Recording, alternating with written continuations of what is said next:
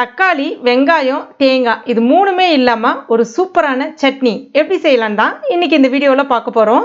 இது வந்து இட்லி, தோசையோடலாம் தொட்டு சாப்பிட்றதுக்கு ரொம்ப அருமையா இருக்கும். இதே சட்னியை கொஞ்சம் கொரகொரப்பா கட்டியா அரைச்சு எடுத்துக்கிட்டோம் அப்படின்னா தயிர் சாதம், ரசம் சாதத்தோடலாம் தொட்டு சாப்பிட்றதுக்கு இன்னும் ரொம்ப பர்ஃபெக்டா இருக்கும். இதை இப்போ நம்ம எப்படி செய்யறதுன்னு பார்க்கலாம். வெல்கம் டு டுடே சமையல். அதுக்கு முதல்ல ஒரு பேன்ல 2லேருந்து 3 ஸ்பூன் அளவுக்கு எண்ணெய் சேர்த்துக்குங்க. எண்ணெய் காஞ்ச பிறகு 3 டேபிள் ஸ்பூன் உளுந்தப்பருப்பு, பூண்டு 10 பல் அளவுக்கு சேர்த்துக்கலாம். இப்போ இதை ஒரு 30 செகண்டுக்கு மட்டும் வறுத்துக்கலாம். அடுத்ததா 1 கப் அளவுக்கு வேர்க்கடலை, இது வந்து காய்ந்த வேர்க்கடலை எடுத்திருக்கேன், சேர்த்துக்கலாம். இப்போ இது மூணுமே நல்லா வறுபட்டு வரணும். உளுந்து வந்து கருகிடக்கூடாது.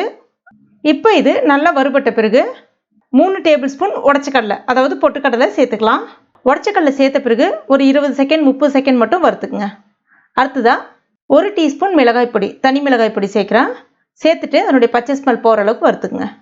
அடுத்ததாக 1/4 கப் புளி தண்ணி சேர்க்குறேன். அதாவது ஒரு சின்ன கோலி குண்டு சைஸ் அளவுக்கு புளியை வந்து தண்ணியில் ஊற வச்சுட்டு நல்லா கரைச்சிட்டு அந்த தண்ணியை வடிகட்டிட்டு அதை இப்போ ஊற்றிருக்கேன். இப்போ இதை ஒரு முறை நல்லா கலந்து விட்டுக்குங்க. இந்த புளி தண்ணி நல்லா கொதிச்சு அதனுடைய பச்சை ஸ்மெல் போகிற அளவுக்கு நல்லா இந்த மாதிரி உங்களுக்கு கடைசியாக இப்படி வந்து பிறண்டு வரும். இப்போ இதை நல்லா ஆற விட்டுருங்க. ஆறுனதுக்கப்புறமா மிக்ஸி ஜாரில் சேர்த்துக்கலாம்.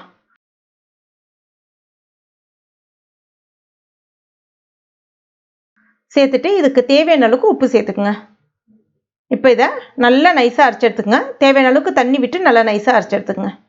இப்போ பாருங்கள், இந்த மாதிரி நான் ஏற்கனவே சொன்ன மாதிரி தண்ணி கொஞ்சம் குறைவாக சேர்த்துட்டு கொஞ்சம் கொரகொரப்பாக அரைச்சிங்க அப்படின்னா இது வந்து ரசம் சாதம், சாம்பார் சாதம் இல்லைனா வந்து தயிர் சாதத்தோட தொட்டு சாப்பிட்றதுக்கு ரொம்ப அருமையாக இருக்கும்.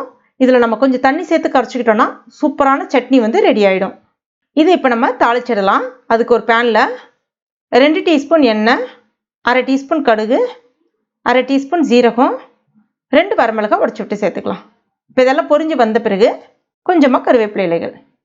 இப்போ இதை நம்ம சட்னியில் தாளித்து விட்டுற வேண்டியதான். அவ்வளோதான். இப்போ பாருங்கள் எவ்வளோ சூப்பரான சட்னி வந்து ரெடி ஆகிடுச்சு. இது வந்து சூடான இட்லியோட அப்படி மேலே ஃபுல்லாக அப்படி ஊற்றிடணும்.